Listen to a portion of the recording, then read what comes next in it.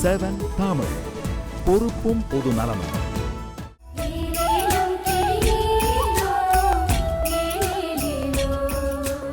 பூவாளி நிகழ்ச்சியை பார்க்குற அனைவருக்கும் என்னோட வணக்கங்கள். என் பேர் சுஜாதா. நான் நங்கநல்லூரில் வசிக்கிறேன். இப்போ நகர்ப்புறங்களில் மண்ணே இல்லாத இந்த காலகட்டத்தில் செடிகளை வளர்க்கறதுக்கு எல்லாரும் ஆசைப்படுறாங்க. ஆனால் எப்படி வளர்க்குறதுன்னு தெரியாமல் முழிக்கிறோம். இதற்காக கவர்மெண்ட்டில் இப்போ தென்னை நாரை வச்சு அதை மண்ணாக உபயோகப்படுத்துகிற மாதிரி நம்மளுக்கு பதப்படுத்தி கொடுக்குறாங்க. இந்த பதப்படுத்தப்பட்ட தென்னை நார் ஒரு செங்கல் கட்டியை போல் இருக்குது. இதை ஒரு பாலித்தீன் பையில் போட்டு கொடுக்குறாங்க. இதில் நம்ம தண்ணியை கொட்டி கொட்டி பதப்படுத்தி மண்ணை போல் ஆயிடுறது. அது பை நிறைய மண் போல் ஆயிடுது. இதோடு நம்ம மண்புழு உரத்தை கலக்கிறோம். அதுவும் இல்லாத வேர்களில் புழு வராமல் இருக்கிறதுக்கும் உரங்களை கொடுக்குறாங்க. அதை எல்லாத்தையும் கலந்து ஒரு வாரம் அப்படியே வச்சிடுறோம். வச்சாக்கா அந்த மண்ணுடைய பதத்துக்கு அது வருது. அதுக்கப்புறம் அதோடையே நம்மளுக்கு கவர்மெண்ட்லேருந்தே விதைகளையும் கொடுக்குறாங்க. நல்ல குறைந்த விலையில் நம்மளுக்கு விதைகள் கிடைக்கிறது. அந்த விதைகளையும் உரங்களையும் கலந்து நம்ம எந்தெந்த உரங்களை முதல்ல உரத்துக்காக கொடுக்கப்பட்ட அந்த இதில் போட்டு அதுக்கப்புறம் நாத்தா நடணுமோ அது மாதிரி நடுறோம். ஒரு சில விதைகளை அப்படியேவும் நடுறோம். இது மாதிரி நட்டு மகசூல் நல்லபடி வருகிறது. இதில் ஒரு குடும்பத்துக்கு தேவையான அளவுக்கு நம்மளுக்கு காய்கறிகள் கிடைக்கிறது. ஒரு நாள் விட்டு ஒரு நாள் நம்ம வெண்டைக்காய், கத்திரிக்காய் இது மாதிரி நம்ம பறிச்சோம்னா நம்மளுக்கு தேவையான அளவு கிடைக்கிறது. இதனால் செயற்கை உரங்களை நம்ம இதில் கலக்காமல் இயற்கையாகவே நம்ம உரங்களை போட்டு சாணி உரம், அப்புறம் பூச்சி வராமல் இருக்கிறதுக்கு மருந்துகளையும் கொடுக்குறாங்க. அதையும் வாரத்துக்கு ஒரு முறை தெளிச்சிட்டு வந்தோம்னாக்கா பூச்சி இல்லாமல் நல்ல கரிகாய் நம்மளுக்கு கிடைக்கிறது.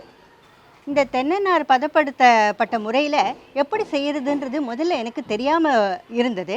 இதை என் நண்பர்கள் மூலமாக கவர்மெண்ட்டில் கொடுக்குறாங்கன்றதை தெரிஞ்சுக்கிட்டேன். நான் தெரிஞ்சப்புறம் வாங்கிட்டு பண்ண ஆரம்பித்தேன். இதனால் செடிகளுடைய வேர் இந்த இதில் நல்லா பரவுறது. அதனால் அதுக்கு கிடைக்கக்கூடிய சத்துக்கள் நல்லா கிடைக்கிறது.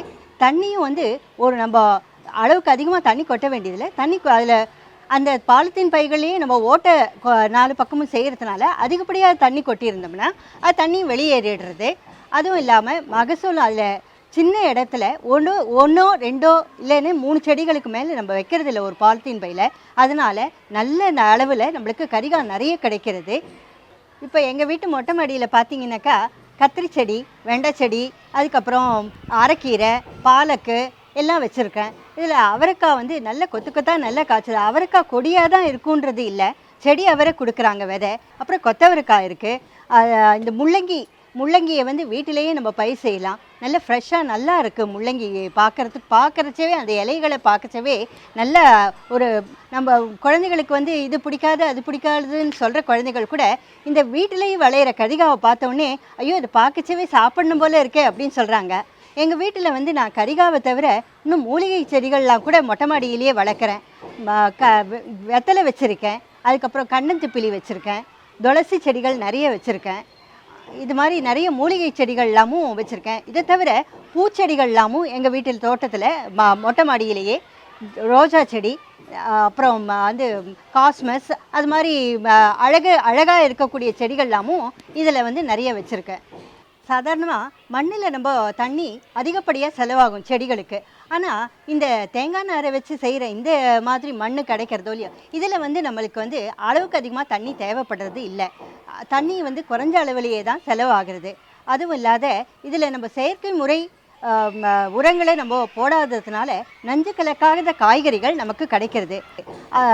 வேணுமென்றால் சாணி உரங்கள் இல்லைன்னா ஆட்டுப்புழுக்கை இது மாதிரி இயற்கை உரங்களை நம்ம அதில் கலந்து போட்டோம்னா கரிகாய் நிறைய அளவுக்கு நமக்கு கிடைக்கிறது.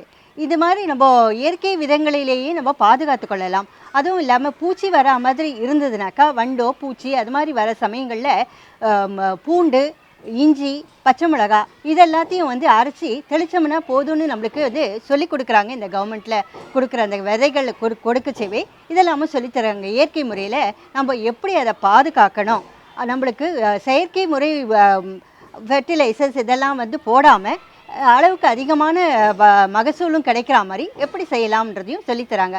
இதனால் நம்மளுக்கு உடல் நலமும் ஆரோக்கியத்தையும் பாதுகாக்கிறது. நமக்கு இன்றைய பூவாளி நிகழ்ச்சியில் எங்கள் வீட்டு மொட்டை மாடி தோட்டத்தில் காய்கறிகளை எப்படி பயிரிடுறோன்றதை உங்களோட பகிர்ந்து கொண்டதில் ரொம்ப சந்தோஷம்.